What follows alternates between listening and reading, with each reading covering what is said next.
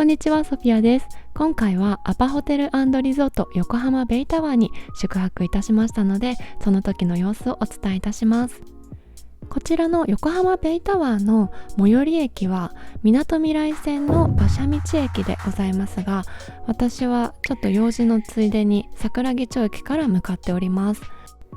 この日はご覧の通りの強風でございまして、ただでさえこの辺りって普段から風強いんですけれども、年明けすぐのこの冷たい空気と強い風で寄り道しないともうすぐに凍えちゃいそうなので、一旦ラクシスフロント1階のスターバックスにちょっとだけ寄り道したいと思います。ここは結構空いていて、割と電源席も豊富なので、勉強してる学生さんとかも多くて、静かでのんびりするのにはとってもお気に入りの場所です。で、今日はここではなく、その後ろからものすごい主張を感じる、白くて大きい建物、アパホテルに向かいたいと思います。こちらのアパホテル&リゾート横浜ベイタワーは2019年の9月にオープンしたホテルです。まずこの正面のエントランスなんですが、こんなに立派で巨大な車寄せなかなか見ないですよね。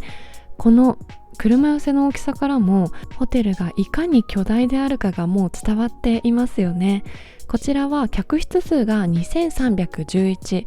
2023年1月現在の日本第2位の規模を誇るホテルです。お正月の門松とも大変相性のいい金のゲートをくぐると、その先にはとんでもなくゴージャスなフロントが広がっております。私は過去に1回だけアパホテル、仕事の出張かなんかで泊まったことがあったんですけど、アパホテルってこんなのっていう、すっごいね驚いちゃって、もう天井やら壁やら装飾やらずっと見渡してましたね。天井も空間もものすごい広々してて、圧迫感は全くないんですけど、圧がすごいっていうんですかね。90年代の初めにオープンしたバブル期のホテルとはまた違う何か圧を感じるっていうんでしょうか。シースルーエレベーターはないけれども、めちゃくちゃバブリーな景気の良さをそこかしこからひしひしと感じます。このゴールドの扉もいいですよね。そしてそのゴールドの扉が開きまして、各階のエレベーターホールでもこのキラッキラの美しいプチシャンデリアがお出迎えしてくれます。私は今回高層階みなとみらい側の指定でお部屋を予約しました。こちらのお部屋の種類がね結構あって、吹き抜けのタワーになっているので、眺望が全く見えないお部屋もあります。なので予約する際には眺望の指定、ベイブリッジ側、みなとみらい側、もしくは吹き抜け側という眺望が全く望めないお部屋もありますので、ご予約を入れる際はしっかりと確認してお部屋を取ることをお勧めします。そして今日のお部屋はこちらです。アパホテルのお部屋って感じですよね。もう見渡す限りベッド、そして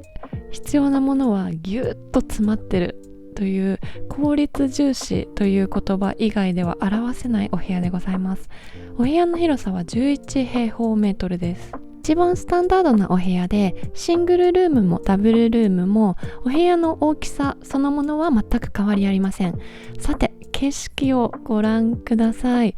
もうこれだけで来た価値がありますよね。最高です。もう絶対綺麗に決まってる。そしてすっごいいいポジションのお部屋を当ててもらったなと思って、とっても感謝しております。すごくいい。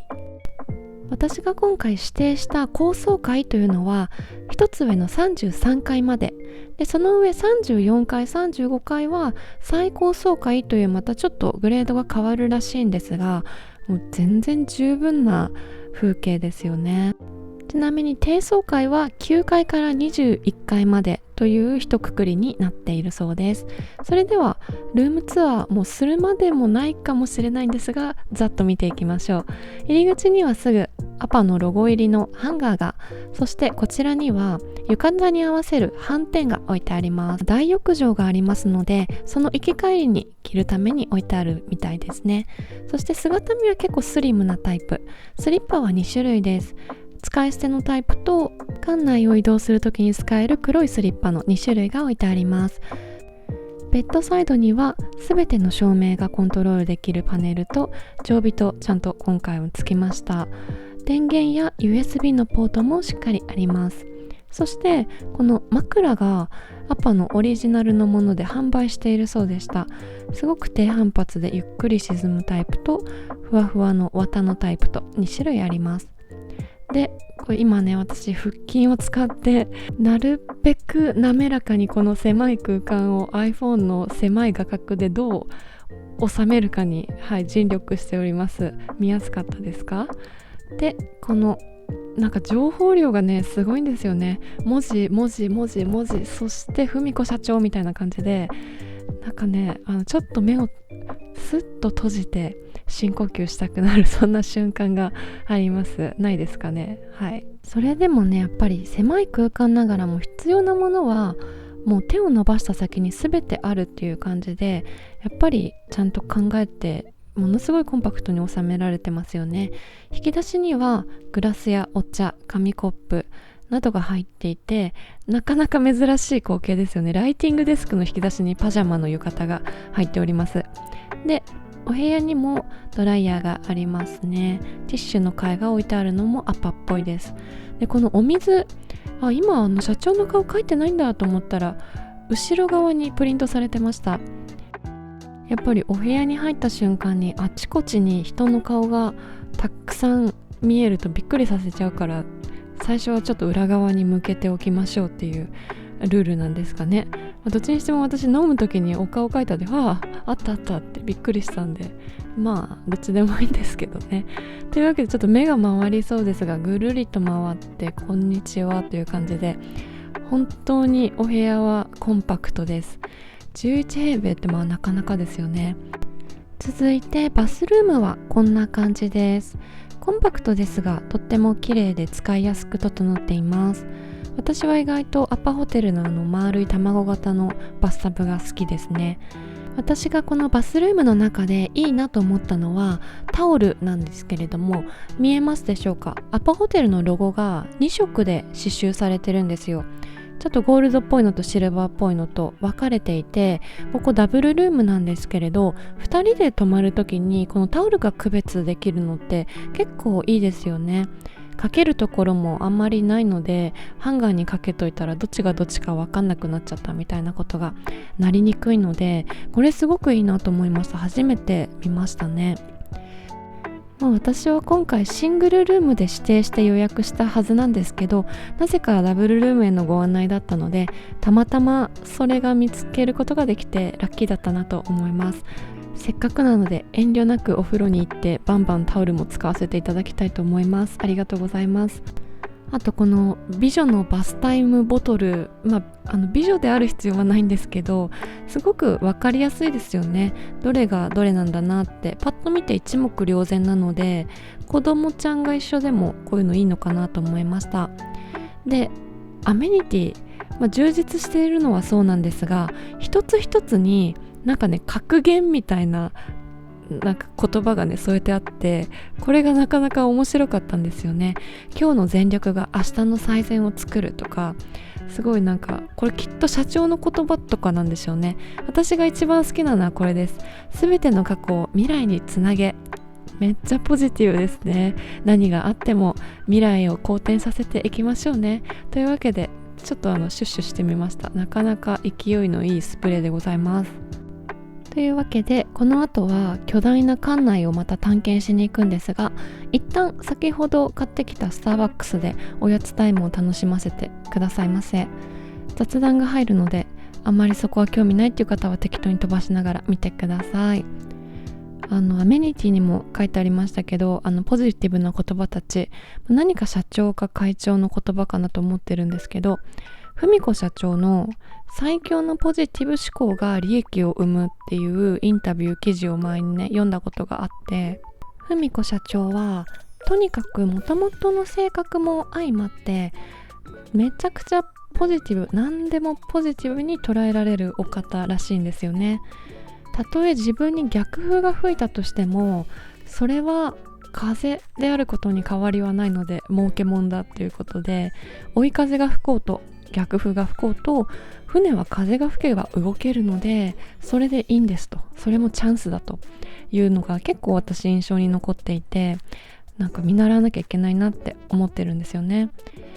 自分の基本的な性格がめちゃくちゃネガティブなので、もう少し聞こえのいい言い方をすると極度の心配性とかですかね。なんかこれが起きたらどうしようとか、もしあれがああだったらどうしようとか、ああいう風に思われてたらどうしようとかすっごく考えてしまって、じゃあこういう準備をしてこういう風にしてちょっとこういう風に探りを入れてみて、なんか安心を得たいというか心配ごとに挑みたいみたいな性格なので、多分ね人生に無駄な時間と無駄ななんか思想が多いと思うんですよ私。でもなんかこうやって何でも大丈夫大丈夫って、これだってチャンスって思えてたらもうちょっとスムーズに楽に生きていける部分もあるよなって思うと、羨ましい部分となんか気持ちを切り替えられたらいいなって思う部分がどっちもありました。でこの本もね初めてちょっとパラパラっと読んでみたんですけど、なかなかね面白いことが書いてありました。で私が一番好きだったのは幸運を呼ぶ7つの習慣という項目のところに書かれていた、挨拶は一足を先に自分からだったかな。なんかとにかく元気よく誰に対しても自分から進んで挨拶をしていきましょうねっていう内容だったんですけれども、私も本当にそれはそうだなと思っていて、内容は全然スピリチュアルとか変な教えとかなんか強制的な思想とかじゃ全然なくって、結構実践的というかそうだなって共感できることがたくさん書いてありました。やっぱり私も接客業長いですけど、やっぱ人に関わる仕事をしていると自分に良くしてくれてる人にはその良くしてもらった分を返したいっていう気持ちがやっぱり人って強いんだなって思うシーンってよく見かけたんですよね。だからやっぱり基本的に自分に挨拶を気持ちよくしてくれるとか、そういう日頃の接し方が運を呼んでくるというよりは、自分がたくさん与えた分それがただただ返ってきてるだけなんだろうなってすごく思いました。世の中には与えてもらって当たり前というかくれくれ成人というか、大きくなってもいつまでも赤ちゃんみたいな気持ちの人もいるんで、与えても与えてもそれが恩がねあだで返ってくるっていう悲しいこともなきにしもあらずなので、これが 100% 実現するかって言ったらそうでもないことも実際あるんですけど、やっぱり自分から何か人にこう気持ちを与えていかないことには、自分が無条件でいいようによく接してもらおうなんていうことは絶対にありえないので、なんか自分の行いを振り返りましたね。私も何かしらお客様に、そして周りの身近な人たちに愛を与えて、なんか幸せに共になっていきましょうねみたいな、なんなんだろうこのまとめ。すいません、よくわからない雑談を繰り広げたら夕方になってしまいました。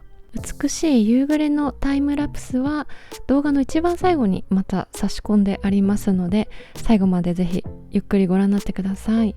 というわけで館内の探検に出かけたいと思います。フロアガイドがものすごい長さです。1階から35階まで様々なショップやレストランがこのホテルの中には存在しております。まずは大浴場のある4階に降りてみたいと思います。降りてすぐ右手側にはフィットネスジム、リラクゼーションサロン、そしてファミリーマートがあります。ファミマの前にはなんかちょっと温泉施設とか地方のホテルとかでありそうなちっちゃな UFO キャッチャーがあって、ついつい眺めてしまいました。フィットネスジムの中にどなたもいらっしゃらないタイミングだったので、ちょっと中も覗いてみたいと思います。中にはトレッドミルが2台とバイクのマシン、あとウェイトが置いてあって、結構小さめというかコンパクトなスペースでした。2300室以上あるのに、ジムはこのスペースということはあんまり利用する方がいらっしゃらないんですかね。なんかそんな雰囲気を感じました。でその反対側ですね、建物の左側部分に向いてみると、なんと向こうにもファミリーマートがあります。建物の右と左の端にファミリーマートがあるって、どんだけコンビニ需要が高いんでしょうか。そしてこの包まれるようなカプセル型のマッサージチェアがあって、300円で12分稼働するようです。すんごいオープンなところ、人通りのめちゃくちゃ多いところにあり、かつ目の前のファミリーマートから文子社長の顔がずらりと見て、ものすごい見守られております。で最後にこちらプールがあるんです。知ってましたか？アパホテルにプールがあるんです。知らなかった全然知らなくてびっくりして、めちゃくちゃ真冬の寒いプールサイドではしゃいでしまいました。実際にプールに入って遊べるのは夏の間だけなので、今のような冬の時期はプールサイドが開放されている状態です。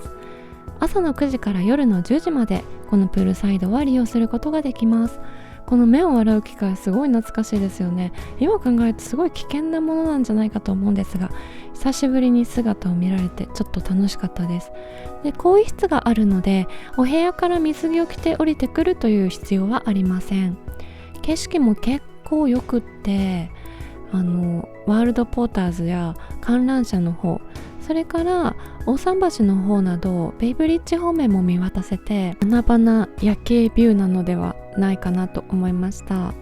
高層階からのパノラマ夜景も、そして低層階ならではの臨場感のある綺麗な夜景も、どっちも楽しめちゃうのはすごくいいポイントだなと思いました。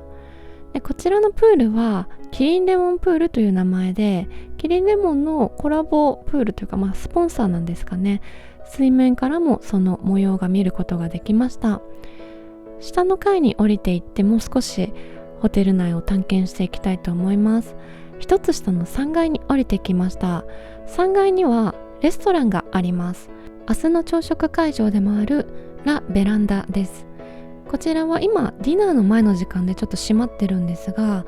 地産地消の神奈川県食材をたくさん使ったご当地メニューなどもあるビュッフェのレストランになっています。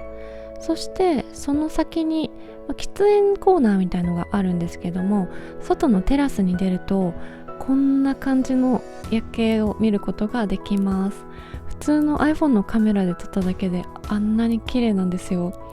喫煙コーナーなので誰もいないタイミングで良かったなと思うんですが、ここからの景色はすっごくお気に入りになってしまいました。すみません、私の表情と髪の毛がまあやばいんですけど、なんとかしてサムネイルを撮ろうと今頑張っているところです。ここからの景色のいいところは、自分の目線の高さにみなとみらいを代表する建物たちがずらっと横一直線に並んでいるところかなと思います。すごく角度がいいのかなと思っていて、一度に目に飛び込んでくる光の量がとっても濃かったです。それに加えて横一直線にエアキャビン、ロープウェイも走っているので、止まっている景色と動いている光のそのまた絶妙な感じもとても素敵でした。コスモクロックもめちゃくちゃ輝いてますね。この下の広場のところにも降りていけるみたいなので、1階にまたさらに降りて探検していきたいと思います。その途中で日本料理屋さんがありました。こちらは和膳創作和食のお店です。定休日があるみたいなのでご注意ください。ディナーのみの営業ですが、揚げ物やお刺身、うなぎ、コース料理などなど、外国からのゲストにも喜ばれそうな正統派な和食メニューが並んでいました。その向かいには可愛らしい雰囲気のハイショップカフェというカフェがあります。こちらは17時で閉店ですが、その代わりに朝のオープンが早いので、こちらでモーニングメニューをいただくのも良さそうでした。今度泊まった時はそうしようかなと思います。で、ここの1階の広場はキャナルプラザという名前がついていて、時々イベントなども行われているそうです。夜ね、写真スポットとして良さそうですよね。カメラを構えるのが趣味の方にはもってこいの場所ではないかなと思いました。水の音もサラサラと気持ちいいです。1階にはもう一つレストランがあって、クラフトビールの増上所ブルワリーを、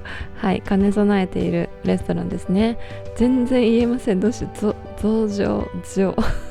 今右手にこちら見えているのがそのレストランですね。とにかくめっちゃおしゃれですよ。私アパホテルの中にこんなにカフェやレストランがあるって知らなくって、もちろん今回も全く調べずに来ておりまして、35階の展望レストランもあるんですけれども、こちらはこの日貸し切り営業というかお休みをしていて、でここのレストランも定休日があるみたいなので、事前にホームページでお休みの日を調べていかれることをお勧めします。非常に雰囲気のいいレストランでしたので、あちらも行ってみたいなと思いました。館内のレストランを全然知らずにいたので、実はチェックインする前にあらかじめお弁当の予約をしておりました。それがこちらとんかつ青木でございます。ホテルからはだいたい 5,6 分ぐらいのところ、馬車道にあります。とんかつ青木は蒲田に本店があるお店なんですけれども、横浜エリアですとこの馬車道店のみになります。あとは大門や浅草橋、銀座などにもお店があるそうですが、横浜のお店もとっても人気で、この日も4人ぐらいですかね、行列してました。店内は結構狭めなので、今日はお弁当にしてお部屋で一人ゆっくりご飯を楽しもうかなと思っています。この日はヒレカツのお弁当を注文しました。お弁当の注文は電話で受け付けているので、私はなるべく忙しくない時間帯、2時半ぐらいかな、ランチが終わったぐらいを見計らって電話をして、夕方の6時半頃お願いしておりました。お弁当なのでやっぱり蓋をしてある分ちょっとしっとりはしちゃいますけれども、でもすごいサクッと軽い食感で、ソースと岩塩がつけてあるんですね。で結構お塩で食べることをおすすめしているそうで、お店で食べるイートインじゃなくてもそのおすすめの味付けが楽しめるっていうのはすごくいいなと思いました。私個人的な好みとしては、ご飯と一緒に食べたりするときはソースをつけて、カツだけ食べるときはお塩をつけるとなんかいい感じかななんて思いましたが、どっちも美味しかったです。もうとんかつ青木の美味しさを私が語るまでもないと思うので、ちょっとさっきの雑談の続きをねしたいんですけど、また興味なかったら飛ばしてください。全然そのポジティブネガティブみたいな話で、最近よくお客様と話すことが多かった、たまたま多かった話があるんで、ちょっと聞いてほしいんですけどもう何年も前の話ですけど、私が婚活という海で溺れかけていた時に、初対面の男性の方とお食事に行くことがあったんですけれども、初対面でいろいろこう趣味の話とか好きなこととか聞くじゃないですか。その中で好きな食べ物は何ですかって聞かれたんですよね。で私はその時ね、夏だったのでプチトマトって答えたんですよ。私はトマトも好きなんですけど、プチトマトをちゃんと理由があってよくその時期に食べていたので、よくその時食べてたものとしてプチトマトってさっと答えたら、その人がものすごい勢いでもう全然分かってない、なんでプチトマトなの、トマトはねこうこうこうでこういうやつの方が絶対うまいから、いやもう全然分かってないみたいな、なんかすごい勢いで分かってないねみたいな感じで言われたんですよ。まずこのやり取りが普通に意味不明すぎて、私はもう若干そこで思考を停止してしまって、その人と会話する気が全く失せてしまったんですけど、なんて一方的な人なんだろうってね、すっごいびっくりしたんですよね。で自分自身に置き換えると、私は普段お客様と会話をするときに、どんな会話でも一旦一旦受け入れる、話をちゃんと最後まで聞いてポジティブに受け止めるっていうのを一旦必ずするようにして、なんかポジティブなお返事がなるべくできないかなと思って話を聞いてるんですよね。で、絶対に言われたことに対して、いやそんなの間違ってる、おかしい、頭おかしいみたいなことを一言目に言うなんて、ちょっと発想がまるでなかったんで、なんか私の考えの方が特殊、変わってんのかな、変なのかなとか思ったりもしたんですけど、仕事柄そういう癖がついているので、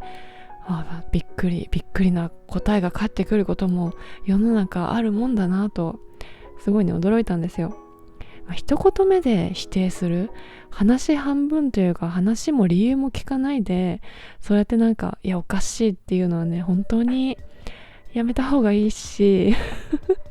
絶対私はやっちゃいけないなと思って、全ての経験をね糧にして自分の明るい未来につないでいくべきだなと思った出来事でした。なので、少しでもね苦い経験もポジティブに変換して逆風も自分の動力にしていきたいなと思った経験でございます。はい。皆様はもし初対面で会話をした人に好きな食べ物はミニトマトですって言われたら、次の質問は何て返しますか？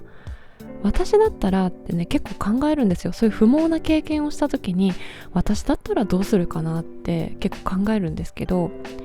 自分がその男性の側だったら、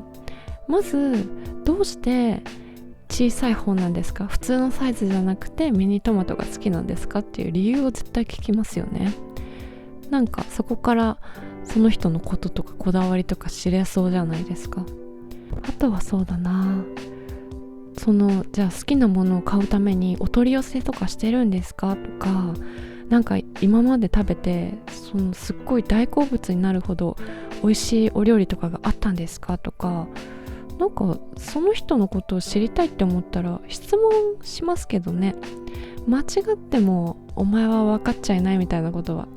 私なら言わないけどね、ふんって感じですまあね、独身パートナーなしの私が何を言ったところで負け犬の逃亡だよって感じかもしれないんですけど、はい、一応ね人と接する仕事をする人間としてはもうちょっといろいろ聞き方あるよねと思ってしまいました。はい、以上です。長々とすいません。これは実はねミニトマト中目黒事件といってその後また畳みかけるようにものすごいトンチキな、質問を食らわされるんですけど、それはすごい長くなるので、中目黒事件のことを知りたい方はぜひ施術を受けに来た時に質問してください。はい、面白おかしく語りたいと思います。以上です。ごちそうさまでした。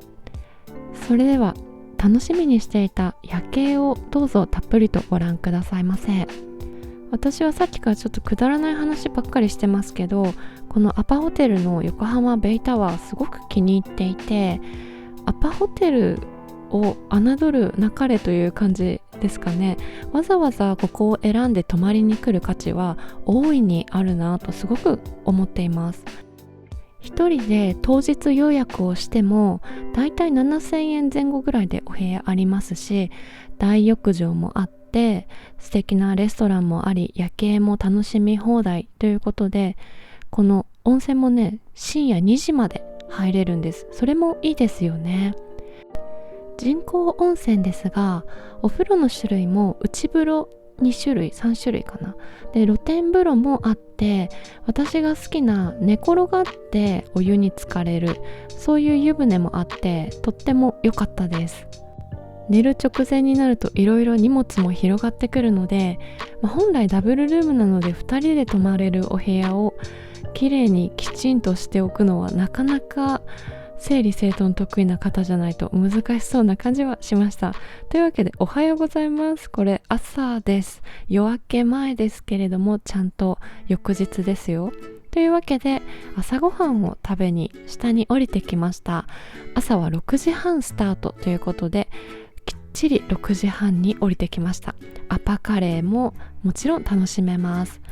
L 字型に大きく広がったレストランには和食、洋食、いろいろなメニュー、それから自分でカスタマイズできるメニューもいろいろあってとても楽しかったです。こういった朝食のバラエティ豊かさというか豊富なメニューもやっぱりこの神奈川で一番大きな、日本で2番目に大きなホテルの規模ならではだなと思いました。たくさんのお客様が利用する見込みがないとこんなにメニューいっぱい用意できないですからね。